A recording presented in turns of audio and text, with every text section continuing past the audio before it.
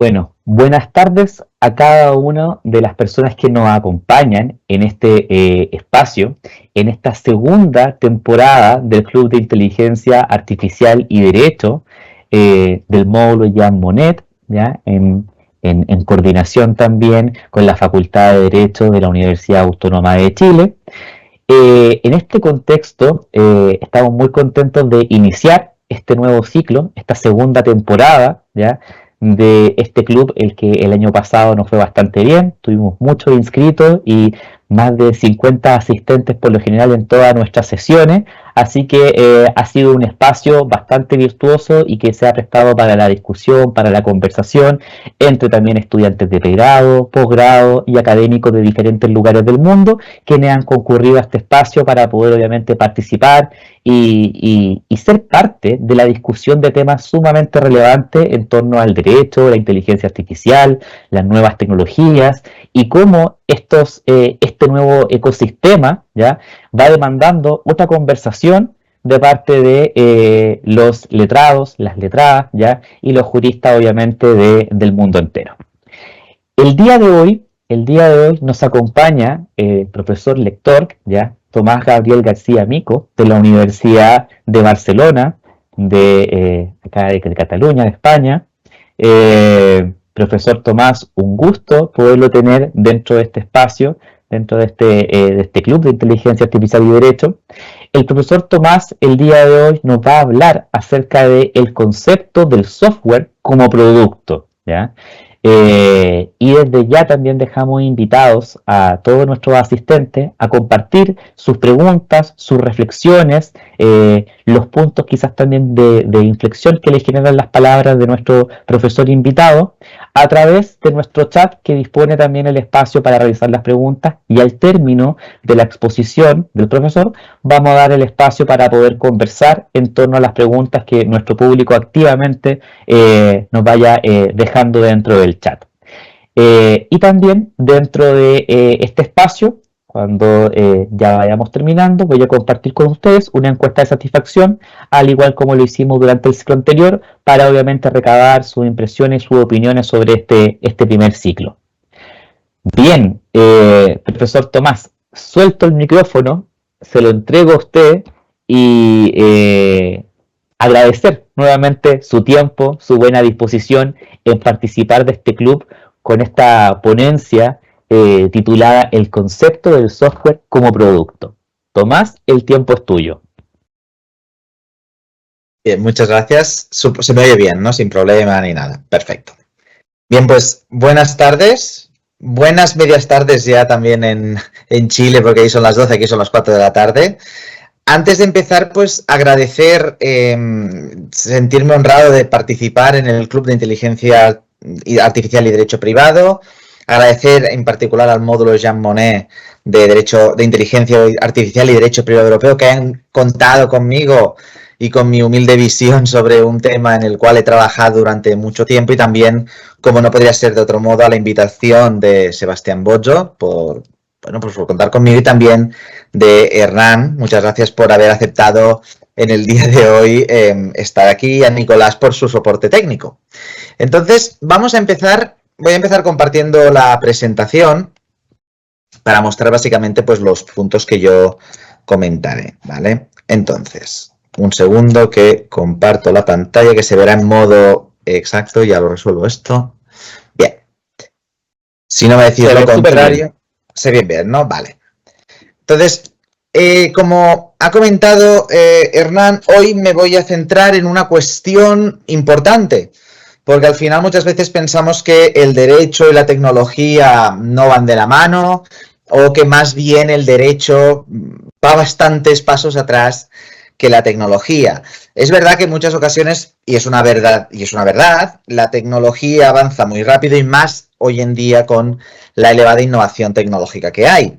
Pero también es verdad que las soluciones jurídicas tradicionales y no tan tradicionales, porque lo que trataré yo hoy no es tan tradicional, es del año 85, que podríamos decir que es relativamente reciente en términos jurídicos, pueden dar solución a los retos que nos plantean las nuevas tecnologías, y en particular la inteligencia artificial, y lo voy a hacer desde el punto de vista del derecho privado europeo. más teniendo en cuenta que esta solución que yo planteo hoy nos va a acompañar bastante tiempo porque, como se sabe o como a lo mejor no se sabe, pero yo lo digo, recientemente la Comisión Europea ha descartado una propuesta de directiva que teníamos en marcha sobre responsabilidad civil por daños causados por inteligencia artificial. Hemos perdido esta norma que parecía que podía armonizar, aunque lo hacía, debo decir, desde un punto de vista muy crítico, no muy satisfactoriamente, y lo hemos enfocado desde otro punto de vista, o al menos yo lo enfoco desde otro punto de vista, que es el de la responsabilidad por producto defectuoso. Entonces, yendo por pasos. Debo decir lo que no será objeto de la ponencia y lo que sí será objeto de la ponencia. ¿Qué no trataré? No me encargaré de cuestiones como el remedio contractual ante una falta de conformidad del programa informático. Es decir, no es interés de mi ponencia de hoy qué pasa si el ordenador que me he comprado o el sistema operativo de mi ordenador va lento. ¿Es molesto? Sí, pero irrelevante a los términos que yo lo quiero enfocar. Yo me quiero enfocar en casos graves, realmente graves, de faltas de conformidad manifiestas, que sería el caso en el cual un software, un programa informático es defectuoso. Y por lo tanto, nos planteamos aquel escenario en el cual un defecto en el programa informático, en el software, provoca, por ejemplo, que aquel producto estalle y me cause graves daños. O bien aquellos en los cuales, debido a un error de ciberseguridad del software, pues permite el acceso indebido a terceros para que roben mis datos. O también, ¿por qué no?, aquel producto sanitario que, debiendo detectar que yo estaba sufriendo una fibrilación ventricular en el corazón, no lo detecta por un defecto del software, no manda la correspondiente orden y yo como paciente muero porque el producto no ha hecho su función. Obviamente todos estos casos los podemos claramente redirigir a la falta de conformidad contractual, pero son casos en los cuales la falta de conformidad es tan grave, tan grave, que el derecho, y en este caso el derecho privado, nos da un recurso a un tercero, nos permite demandar a un tercero. ¿A quién? Al productor. Entonces, la pregunta que yo pretendo resolver hoy es esta. ¿A quién podemos imputar responsabilidad por el defecto de un programa informático? ¿Al programador? ¿Al que ha programado el software que después se ha integrado en nuestro dispositivo? ¿Al fabricante del dispositivo final, es decir, al del teléfono móvil? ¿O bien a ambos o a ninguno? Y toda esta pregunta, que parece compleja, se resume como la expongo a continuación. Es decir, ¿es el software un producto, un componente, un servicio conexo o un servicio? Esto es una tendencia que cuando se estudia Derecho Privado Europeo nos damos cuenta, y es que el Derecho Privado Europeo utiliza conceptos muy distintos, en este caso 4, para referirnos a una probablemente misma realidad, ¿vale? No es lo mismo, como podremos imaginar, un producto que un componente, que un servicio conexo, que es algo nuevo, o un servicio. Bien, para ello he estructurado la presentación en 4 fases. Primero, expondremos el ciclo de vida de un programa informático, desde su concepción hasta su integración y funcionamiento. Luego trataré la visión que la directiva del 85, la primera directiva que tuvimos en materia de responsabilidad por productos defectuosos, resuelve la incógnita de si un programa informático es o no un producto, que es el concepto clave para poder aplicar esta directiva. Y después también la muy reciente propuesta, bueno, ya no es propuesta, en octubre se aprobó, directiva de productos defectuosos, que técnicamente esta directiva del año 2024 deroga la del 85, pero es una derogación un poco curiosa, porque establece que, si bien es cierto que deroga la del 85, la del 85 seguirá aplicándose a todos aquellos productos que estuvieran en circulación antes de la entrada en vigor de la del año 2024. Es decir, que durante un tiempo bastante largo tendremos conviviendo 2 directivas y sus correspondientes transposiciones en el derecho nacional. Esto es importante y por eso yo expondré las 2 realidades. ¿Qué pasará con los productos que estaban en circulación, que se pusieron en circulación por primera vez antes de la entrada en vigor de la directiva del 2024 y después. Y obviamente, para acabar, ofrecer unas breves conclusiones. No me voy a extender más allá de la media hora. De hecho, estaba previsto que no hable más de 25 minutos. Por lo tanto, debería de ajustarme. Bien, empecemos por el principio. Para poder entrar a ver toda la realidad que quiero exponer, primero tengo que hablar de una cuestión puramente tecnológica, que es el ciclo de vida de los programas informáticos.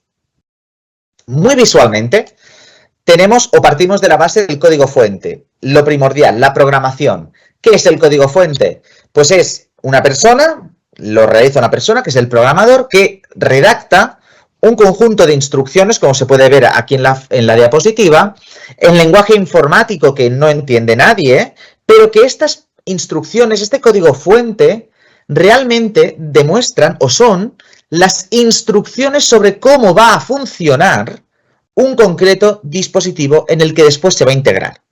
Es decir, si pulsamos la letra L del teclado, el código fuente es el que dice que cuando yo pulso una tecla de mi ordenador, esta tecla se traslade a un documento. ¿Vale? Básicamente, dicho de ir por casa, tampoco no me he puesto en los escenarios más complejamente tecnológicos. Pero hay una segunda fase en la cual este lenguaje que no entendemos de ningún modo, el código fuente, se transforma en un archivo ejecutable. ¿Y cómo se hace este proceso? Mediante un procedimiento que llamamos de compilación o de traducción. Se utilizan unos programas informáticos que convierten el lenguaje informático en lenguaje legible por máquinas. Un ejemplo es el lenguaje binario. Y estos compiladores, traductores, pues por ejemplo son Java, Python, etc. En este interacto, en esta traslación del código fuente al archivo ejecutable, interviene un sujeto que es importante, que es el programador también, nuevamente. Una vez tenemos este archivo ejecutable, ¿qué tenemos que hacer? Pues bueno, tenemos un documento que tenemos que integrar o interconectar. Estos conceptos parecen sinónimos, pero no lo son. El archivo ejecutable tiene que pasar a formar parte de un dispositivo, como podría ser mi teléfono móvil o el ordenador desde el cual les hablo.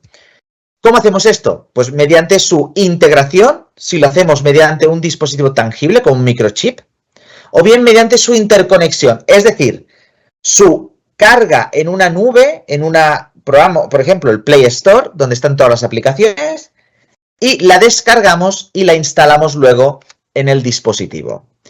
De cualquier modo, acabaremos teniendo que ese archivo ejecutable pasa a formar parte, ya sea de manera tangible con el chip, ya sea de manera virtual, de un dispositivo. Y por lo tanto, ese dispositivo podrá funcionar conforme a esas instrucciones que se hallaban en el código fuente. Bien. Veamos ahora entonces, después de haber visto todo esto, veamos el software, el programa informático en las directivas. Primero en la del 85 y luego en la del 2024. Y estas dos directivas regulan la responsabilidad por daños causados por productos defectuosos. Por lo tanto, es condición de aplicación que lo que tengamos delante sea un producto. Y esa es la clave de bóveda, lo que cierra todo el sistema. La pregunta que me formulaba en un principio es si el software es producto. Porque si no es producto, en la concepción de la directiva es un servicio y está excluida del ámbito de aplicación de esta directiva. ¿Qué es producto? Para empezar. Bien, aquí les muestro el artículo 136 de la transposición española de la directiva, que es muy parecida a la directiva, por lo tanto, no cambia mucho. ¿Cómo se define el producto en el derecho español y en el derecho europeo? Pues haciendo alusión a su naturaleza como bien mueble, ¿vale? Esto es importante. También, en algunos casos, el derecho español, la directiva consideraba productos también el gas, lo dejaba en el gas, y nosotros añadimos otras sustancias. Pero como podemos ver, el derecho español guarda silencio en relación a si el software es o no es producto.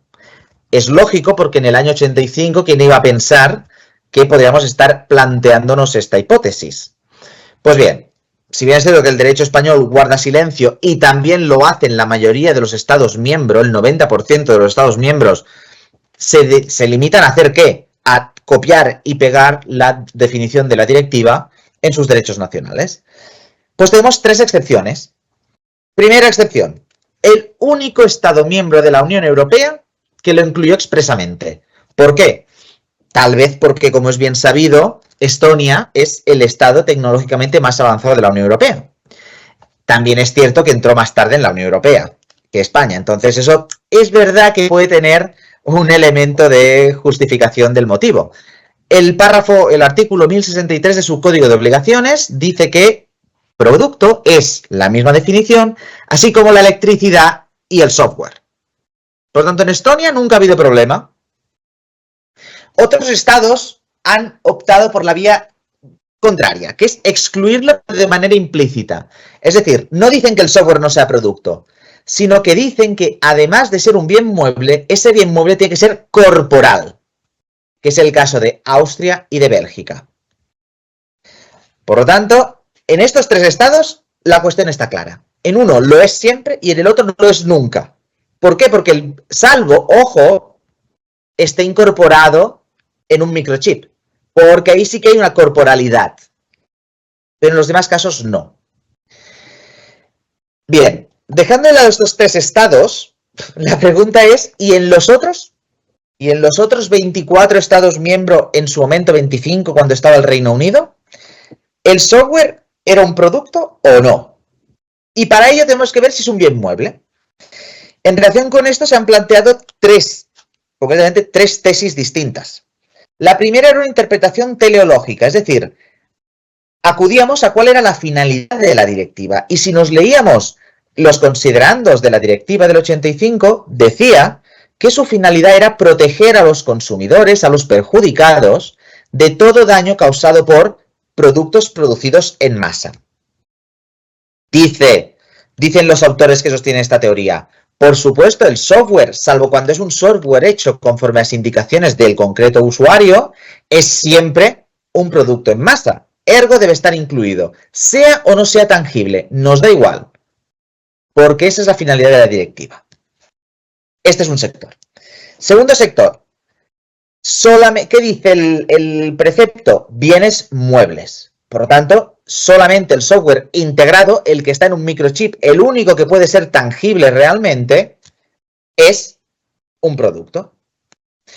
Tercer sector, los que hacen una interpretación sistemática. Estos autores consideran que es arbitrario estar al soporte, es decir, que sea un soporte tangible con un microchip o no lo sea porque está en la red, en la nube, no es relevante. Y llegan a una conclusión de que todo software debería ser producto. ¿Por qué? Porque lo integran con dos normas más. Una directiva que se dedica a la protección jurídica de los programas de ordenador, desde el punto de vista de derechos de propiedad intelectual, y el reglamento de productos sanitarios que prevé que precisamente los programas informáticos en ciertos casos pueden ser productos sanitarios.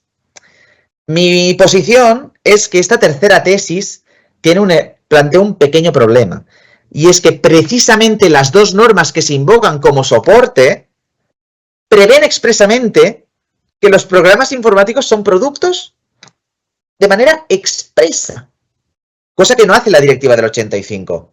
Por lo tanto, no podemos utilizarlos como argumentos a fortiori ni tampoco hacer una interpretación analógica, puesto que no hay identidad de razón.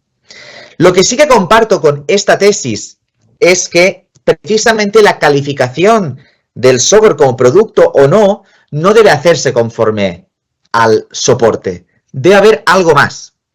Y aquí es donde se plantea la que en un momento fue una tesis minoritaria. La sostuve yo cuando estaba haciendo mi tesis doctoral, tampoco hace tanto, en el 2022 que la defendí. Y algún autor más la defendía, que era el principio de los elementos intrínsecos, que se plantea en esta sentencia del Tribunal de Justicia de la Unión Europea. Muy brevemente, para aquellas personas que no conozcan este caso, a mi criterio bastante cómico, planteaba un caso de lo que ven en la pantalla es una columna de salud, de consejos sanitarios que daba un monje de una orden religiosa dedicada a la cura con productos naturales. Este hombre, el señor Benedict, publicó una columna el 31 de diciembre del año 2016 que decía que aquellas personas que sufrieran dolor reumático en la rodilla podían solventarlo haciendo un ungüento a base de rábano picante y dejárselo un tiempo, decía el artículo, dry a 5 Stunden, es decir, de 3 a 5 horas. El señor se equivocó, porque en vez de querer decir horas, quería decir minutos. Una señora religiosamente cumplió con el consejo. Se hizo el ungüento de rábano picante y se lo dejó de 3 a 5 horas. El problema fue que pasada una hora empezó a picarle mucho la rodilla, se retiró el ungüento y descubrió que había tenido una reacción cutánea tóxica grave, además. Grave, que le podía haber afectado a la existencia misma de su propia rodilla. La señora no demanda al señor Benedict. ¿A quién demanda? Demanda Kronenzeitung, el diario en el cual había la información que le había causado el daño. ¿Qué dice el Tribunal de Justicia en este caso? Bueno, se plantea que un consejo de salud, pensemos ahora en el software, un consejo de salud que no es más que información, como el software, es un servicio. Esa es la premisa del Tribunal de Justicia. Pero en este caso se planteaba si su incorporación de esa información a un elemento tangible como puede ser un diario, puede convertir al diario en defectuoso por la incorrección de la información. Veamos la cuestión, aquí es importante, porque si la respuesta del Tribunal de Justicia fuera afirmativa, estaríamos diciendo que el defecto en el servicio convertiría el producto en defectuoso y por lo tanto el servicio sería como un componente de producto. Si por el contrario contestamos que no, la señora no podría demandar al Kronenzeitung y tendría que ir directamente contra el proveedor del servicio defectuoso, que fue Kraupferrer Benedict, el señor Benedict, el monje de la orden religiosa. En definitiva, el Tribunal de Justicia concluye que solamente la información puede convertir al producto en defectuoso cuando esta información es esencial para el funcionamiento del dispositivo, del producto. ¿Y qué ejemplo podemos poner de una información que es esencial? Las instrucciones de, por ejemplo, una nevera. Si nos compramos una nevera que nos dice que tiene que ir conectada a determinada toma de corriente con determinada potencia, si esas instrucciones están mal y eso provoca que el producto, la nevera, nos cause un daño, estaremos ante un ámbito en el cual sí que podemos demandar al fabricante de la nevera por el defecto en la información. Pero si no lo es, como era este caso, la única opción que tiene la víctima es ir directamente contra el que ha dado la información errónea. En este caso, el monje de la orden religiosa. Así pues, aquí tengo expuesta la tesis que les acabo de explicar. La cuestión es esta. Todo se resume a este esquema. El software integrado, no, como he dicho antes, el caso del software integrado no nos importa si es esencial o no es esencial, porque siempre será componente. ¿Por qué? Porque existe un microchip. El problema está en el software no integrado. Y aquí es donde se plantea la cuestión. Si es componente, es esencial, por lo tanto, estaremos en el principio de Krone. Solamente el software no integrado que sea esencial será componente. Aquel software no integrado que no sea esencial directamente será un servicio y por lo tanto estará fuera del ámbito de aplicación de la directiva. Quedémonos ahora con esta visión, con este esquema, porque cambia. Y cambia sustancialmente. ¿Cómo? Con la directiva del año 2024. La directiva del 2024 pone de manifiesto que empieza a ser ya muy tarde para mantener calificaciones dogmáticas clásicas o la distinción entre producto y servicio. ¿Por qué? Porque las nuevas tecnologías han puesto de manifiesto que esa frontera ya no es tan clara como antes. Ahora tenemos, y de hecho tenemos muchas directivas, que ya hablan de bienes con servicios digitales. Por lo tanto, se mixtan, se complementan, se coadyuvan el uno al otro. Y por lo tanto, mantener esa distinción clásica pierde todo el sentido. Así pues, esta directiva va por el siguiente orden. En primer lugar, la información. La información sigue estando excluida del ámbito de aplicación de la directiva. ¿Por qué? Porque son servicios. Al ser tal el caso, la directiva no se aplica al código fuente, porque ya hemos dicho que era mera información. No obstante, y porque esta premisa es así, la directiva incluye expresamente a los programas informáticos, es decir, al archivo ejecutable en un producto. ¿Vale? Entonces, esta es la primera premisa. El software ahora sí y de manera expresa es producto. Por lo tanto, ahora el concepto de productor responsable incluye también aquel programador que hemos mencionado que aplicaba las herramientas de traducción sobre el código fuente y lo convertía en un archivo ejecutable. De esta manera, cuando una persona sufra un daño como consecuencia de un programa informático defectuoso, podrá tener a dos demandantes posibles, o bien al fabricante del dispositivo, si puede ser un componente, o bien al fabricante, al programador de ese concreto software. Pero ¿qué pasa? ¿Qué pasa en este caso? Que muchas ocasiones las víctimas se encuentran que los programadores de software o son desconocidas, primera opción, o bien están en terceros estados que no son parte de la Unión Europea o con quienes no tenemos convenios de reconocimiento y ejecución de sentencias. Y a la víctima le sería muy sencillo poder ir contra el fabricante del dispositivo, porque ese sí que le conoce. Y la cuestión que surge la pueden ver aquí resaltada en rojo. Bajo la nueva directiva, ¿puede ser que determinados programas informáticos conviertan al producto en defectuoso y por lo tanto reciban el tratamiento de componente? Esa es la pregunta. Y aquí es donde surge una definición nueva en la directiva que consagra el principio ya expuesto en la sentencia Crone, que es el del servicio conexo. Y esta es la definición del artículo 4.3. Un servicio digital, por lo tanto, mera información, que está integrado en un producto o interconectado con él, de tal manera que su ausencia impediría al producto realizar una o varias de sus funciones. Si cogemos esta definición, vemos que es la sentencia Crone. Solamente puede ser componente si le impide realizar una o varias de sus funciones. Pero a mí esta definición siempre me ha parecido muy subjetiva. ¿Por qué? Porque yo lanzo una pregunta, que cada uno la piense y yo mismo la responderé. ¿Cuál es la función de un smartphone? Llamar por teléfono es evidente. Mandar un SMS es evidente. Pero ¿es una o varias de sus funciones acceder a una red social? ¿Es una o varias de sus funciones poder entrar a mi aplicación del banco y hacer gestiones con el banco? Claro, el concepto una o varias de sus funciones se habría resuelto la duda si hubieran dicho una o varias de sus funciones esenciales. Porque llegaríamos a la conclusión de que no es esencial acceder a una red social, aunque para uno pueda serlo, pero objetivamente no lo es.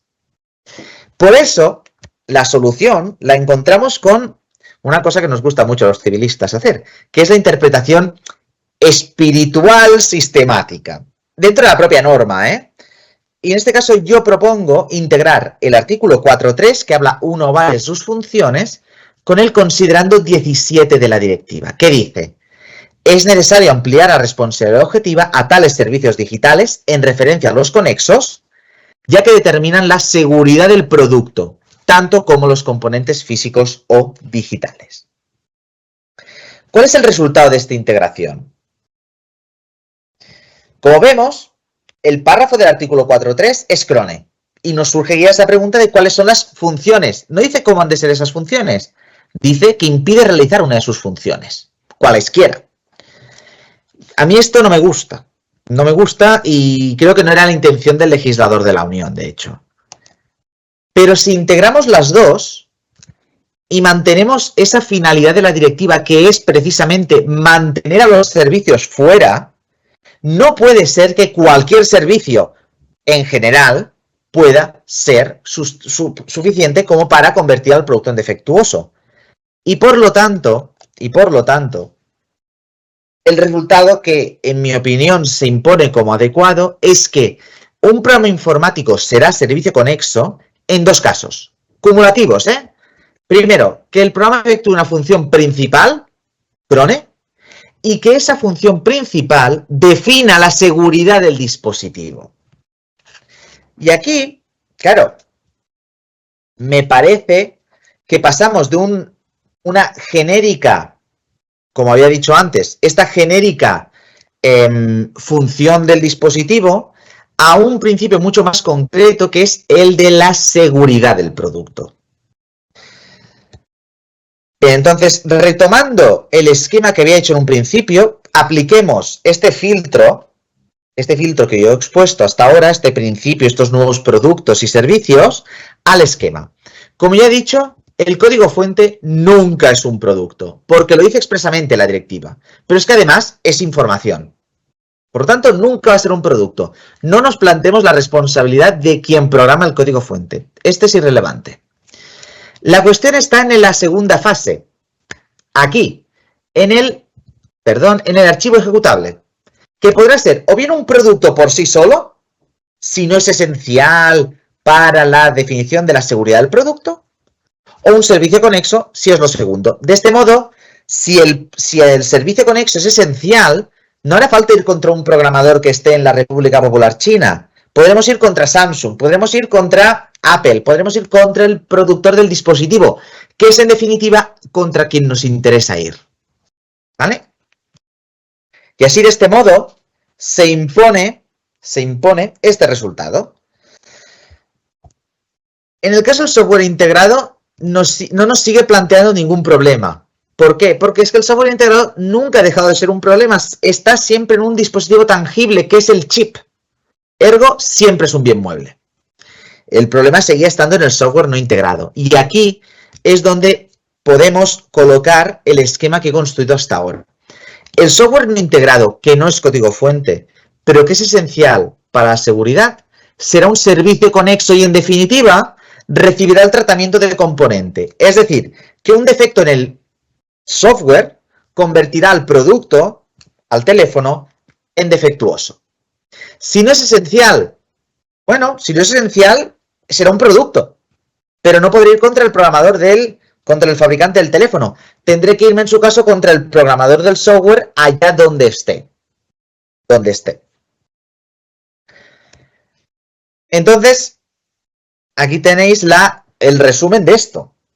Es decir, en el caso del software integrado no nos preocupa el software no integrado, el que nos descargamos, porque ese siempre es el que plantea más problemas, ¿vale? Que es el resumen de lo que acabo de decir.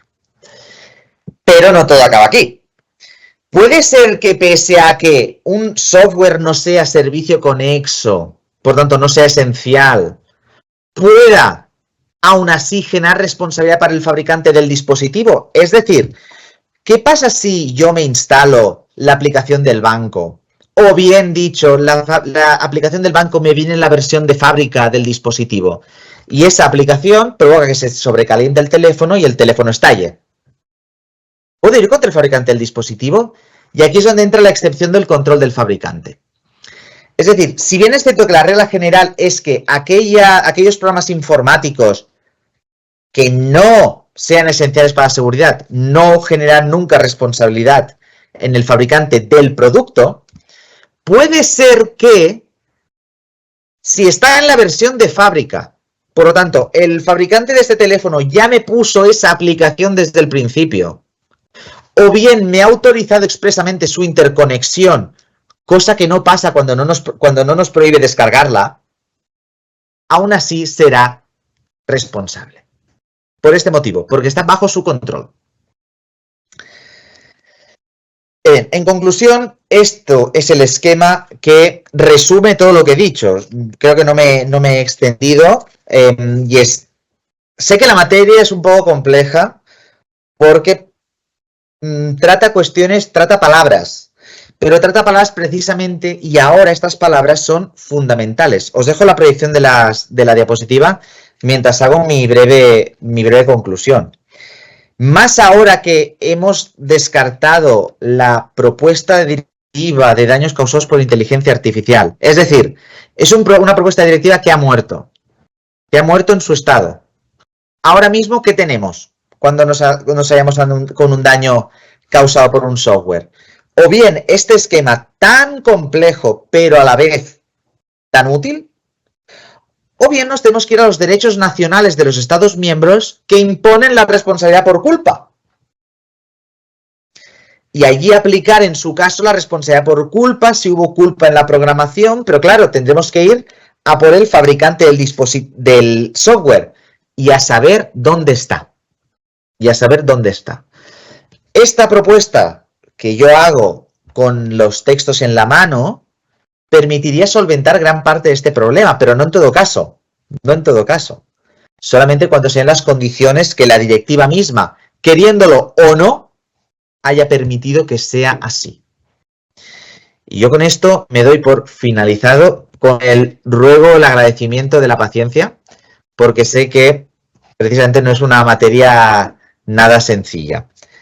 Y estoy a disposición de cualquier pregunta o cuestión que tengáis. Muchas gracias. Muchas gracias a ti, Tomás, por la presentación. La verdad, una presentación bastante contundente, y tomo quizás esto último que tú mencionas acerca de que se trata de palabras y que quizás todo esto puede como quizás enredar un poco, pero a la vez hablamos de temas súper relevantes, hablamos de palabras que se relacionan en el día a día con todas las personas. Es ilógico pensar de que una persona hoy por hoy no tenga un dispositivo móvil, que no tenga un smartphone y que no se haya hecho alguna de estas preguntas en torno a la responsabilidad. Aprovecho a insistir a nuestros asistentes que nos puedan, que tengan alguna duda, algún comentario, alguna reflexión acerca de lo que nos ha compartido Tomás, que lo puedan hacer presente a través del chat, y también que puedan aprovechar a contestar la encuesta de satisfacción que he dejado dentro del chat. Tomás, me gustaría como tocar algún punto ya que puede servir como para cerrar obviamente la presentación, y para ir ya terminando como este espacio de conversación a propósito de esto de hacia dónde podemos reclamar, esto de la posibilidad de hacerlo ante el programador o ante la empresa, ¿ya? En la actualidad, ¿cómo existe como alguna data, existe el número en cuanto a qué tantas acciones se presentan en contra del proveedor o del programador, perdón, o en cuanto a la empresa? ¿Hacia dónde las personas dirigen sus acciones? No, pues mira, tristemente no hay datos y, por ejemplo, en la jurisprudencia española esto no se ha planteado todavía. Sí que es verdad que en Estados Unidos ha habido algunos casos que se han formulado, pero no hay sentencias porque se han llegado a acuerdos. Vale. Entonces, también es verdad que no podemos utilizar como parámetro de comparación el derecho norteamericano, que va en otra vía totalmente diferente. Normalmente en Estados Unidos la responsabilidad por producto es una acción que tienes contra el vendedor. En algunos estados contra el vendedor, en la mayoría de ellos. Entonces, el problema es, no tenemos jurisprudencia, no sé ni si se ha planteado o no. Eso es lo triste, pero hay casos, por ejemplo, en Estados Unidos sobre todo, patinetes eléctricos que estallan. Aquí hemos tenido desfibriladores que no mandaban la orden. Por lo tanto, son todo problemas de software. ¿Qué se ha planteado? Es verdad, en los casos de cuando hay un producto sanitario, me voy contra el hospital, Vale, donde el paciente ha muerto, por ejemplo. O si es un patinete y lo he comprado a través de un proveedor, como podría ser Amazon, pues me voy contra Amazon, cuando el resultado tampoco ha sido bueno en esta vía. La directiva nos permite ahora y también desde el 85, con un poco más de complejidad, pero nos permite tener una vía de reclamación posible siempre, que es lo que se plantea como relevante. Y es verdad que son, como he dicho, son palabras, y podría decir a alguien, pero la relevancia práctica de esto, ¿cuál es? Pues la es y de mucho calado, porque si no, no tenemos una vía de reclamación. Más el derecho general de daños y problemas de derecho aplicable, porque si tenemos un conflicto, como será el caso, de derecho internacional privado, con la aplicación de la directiva tenemos un régimen uniforme, entonces tenemos que ir al derecho alemán, tenemos que ver si el 823 del BGB lo permite, o si lo permite el derecho lituano, si lo permite el derecho de Estonia. De este modo, con palabras que utiliza el legislador de la Unión, nos da un marco uniforme en la Unión Europea, al menos. Fuera de ella no ya, pero en la Unión sí. Y Tomás, respecto a este punto cuando el software no está integrado, ¿ya? Que tenía que ver como esta excepción a la norma, obviamente. Y la posibilidad en que no se convierta en excepción es cuando yo entiendo que este software, ¿ya? Depende de alguna forma tanto en su fabricación o tanto en el alojamiento o en los permisos del proveedor cuando sí lo haría vinculante, ¿cierto? Hay dos casos en los cuales el software hace responsable el producto, por así decirlo. La primera es la Exacto. que dices tú, es decir, cuando está bajo el control del fabricante, ya sea porque lo desarrolla él, caso en el cual es muy sencillo, caso en el cual nos viene con la versión de fábrica del dispositivo, o bien estando prohibida su descarga, nos la autoriza expresamente. Ya. En estos supuestos se considera que está bajo el control del fabricante. Y lo Que hace no suele. responsable, por tanto. Exacto. Sí, y lo hace responsable al fabricante del dispositivo. Por el contrario, que en estos casos son los menores. De hecho, en el resto de casos, ¿qué tendremos que valorar? Si no está bajo el control del fabricante, que es la vía fácil, si es esencial para la seguridad o no del dispositivo. Si no lo es, no hay vía, no hay opción. Si lo es, como podría ser la actualización de un sistema operativo, sí, podremos ir contra el producto. Comprendo. Y por último, Tomás, estas excepciones dentro de la Unión Europea, que por ejemplo tú mencionabas el caso de Estonia, en tu opinión, ¿es posible que otros Estados miembros también planteen alguna exclusión o que obviamente, y si lo llegan a hacer, hasta qué punto entonces la norma termina siendo como un recurso eficaz cuando algunos van estableciendo como sus exclusiones o sus limitaciones dentro de la norma? Un tema más de opinión, ¿cómo lo ves tú? Bueno, claro, bajo el esquema de la antigua directiva, de la del 85, esto era posible, porque nunca se llegó a acabar de decir que la directiva era de máximos, pero no lo decía la directiva. Por lo tanto, Estonia se fue a proteger más y Austria y Bélgica, siguiendo sus concepciones tradicionales, mantuvieron lo de la corporalidad. Con la nueva no va a ser posible, porque todos los estados van a tener que prever que el software es producto. Todos. Vale. No va a Es haber la la... posibilidad de excluir esto. No, esto ya es porque la directiva es de máximos, por lo tanto, ese es el nivel mínimo y máximo de protección. Por lo tanto, va a haber un régimen uniforme. Todo software en la Unión va a ser producto, guste o no. Perfecto, perfecto. Ahora aquí eso, me quedo pensando en el punto de que al final los grandes productores probablemente de todo esto no están tampoco dentro del espacio europeo, entonces ahí también es como que uno puede levantar algunas alertas, ¿no? De dispositivos móviles, me pregunto yo, o sea, lo pienso específicamente. Bueno, aunque no estén en la Unión, lo bueno es que, claro, el fuero relevante para nosotros es el consumidor. ¿Dónde está el consumidor? Exacto. Por lo tanto, si el consumidor está en la Unión Europea, se aplicará el derecho de la Unión. Y por lo tanto, en este caso, el productor de software, aunque esté en Irlanda o en Estados Unidos, se va a tener que sujetar al hecho de que el software es producto si lo está comercializando aquí, que es el caso. Oye, Tomás, bueno, muchas gracias por la presentación, ¿ya? Muchas gracias por lo didáctica, por el contenido también audiovisual, por las presentaciones muy, muy claras, las preguntas, las respuestas, el mapa conceptual también para finalizar. Creo que pese a que el tema es un poco complejo y un poco árido a veces en lo que es su base teórica, creo que lo ha aproximado de una forma súper amigable para nuestros asistentes a este club, ¿ya? Que quizás el día de hoy están un poco temerosos, un poco tímidos, los veo un poco tímidos, quizás porque es el primer episodio, pero desde ya los dejo invitados e invitadas para que en el siguiente capítulo puedan participar más activamente.